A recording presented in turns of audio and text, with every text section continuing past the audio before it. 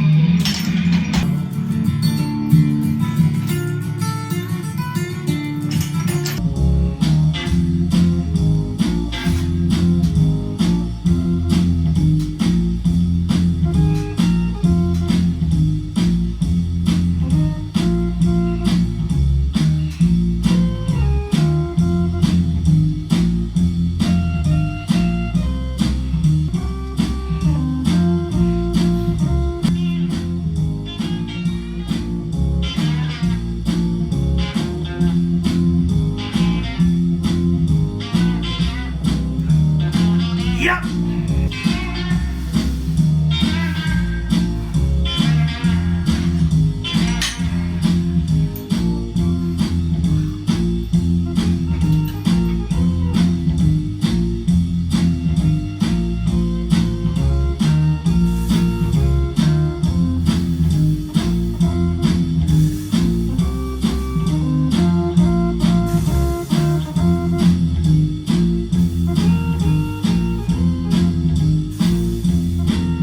Oh, buddy!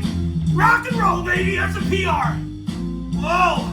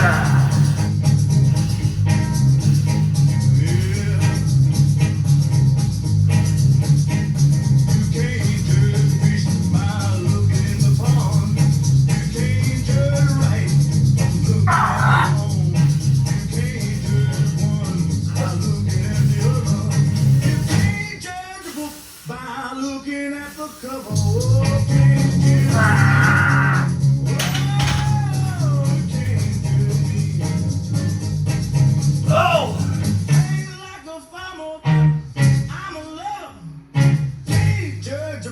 By looking at the cover.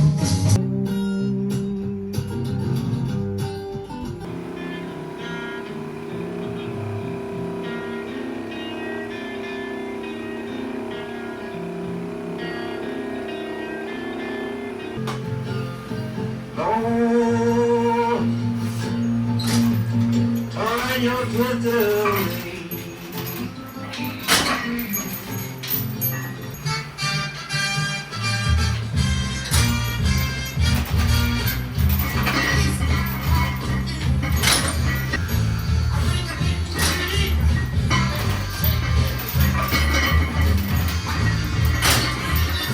Oh!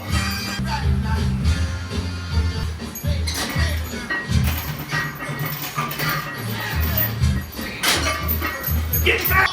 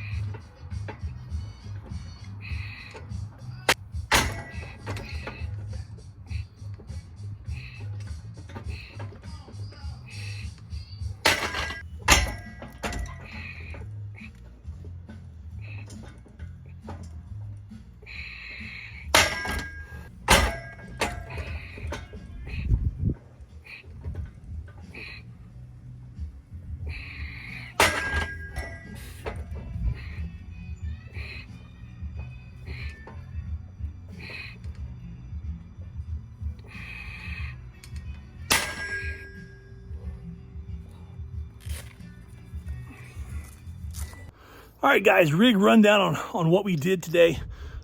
Began with the pause squats. I'm at 18s, so it's a 5-second pause on the hole, and then a 13-second pause before the re-rack or between every rep. My max set on the first one, got a little lost on my timing and thought I only went for 11, but I watched the video and I went ahead and pulled out 13 seconds on the re-rack. There's my girl. Hello. What's up, guys? Good. But drop down. I'm supposed to knock off 30% of whatever I did on the max for the 3 sets of 3, and I'm going to be a little more cautious on that because I think those are a little bit more difficult to recover from. So I stuck with 90 kilos, 198 pounds, plus the bands. I measured the bands today at the top. They're roughly 30 pounds total. That's all they are. 15 kilos, somewhere around there. So it's not a lot of band tension, but it's enough to kind of pull you. And when you get to the top, you get really claustrophobic when you're holding it. But those holds at the top, especially with the bands, really, I don't want to say it sets all of your erectors on fire, but they're not lazy. They're working. They're stabilizing a whole lot more than normal. And that's from top all the way to the bottom. And it makes my glutes lock in as well, which is a big thing for me. So getting those erectors and glutes and hamstrings to all kind of flex and lock in subconsciously, not consciously, not having to force lock them in, but they're just locking in on their own. That's really big for me. So those are PRs all the way around. Even the 3x3s were a PR weight. And next week I'll just add a little more onto that. Next week, it's if you look at my program, I believe it's a 3-second pause instead of a 5. And then my 3 sets of 3 again. So everything needs to continue to go up. And that paused front squat, that was big, guys. That was big. So at the end of 8 weeks, I plan on hitting a new PR front squat. So at least be a PR front squat with those red bands anyway.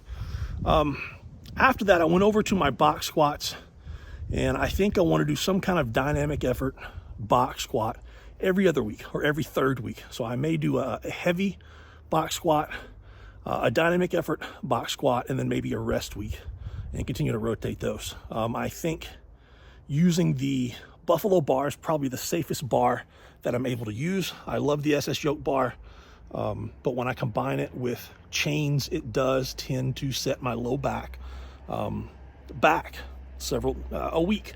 So it's really, really hard to recover from.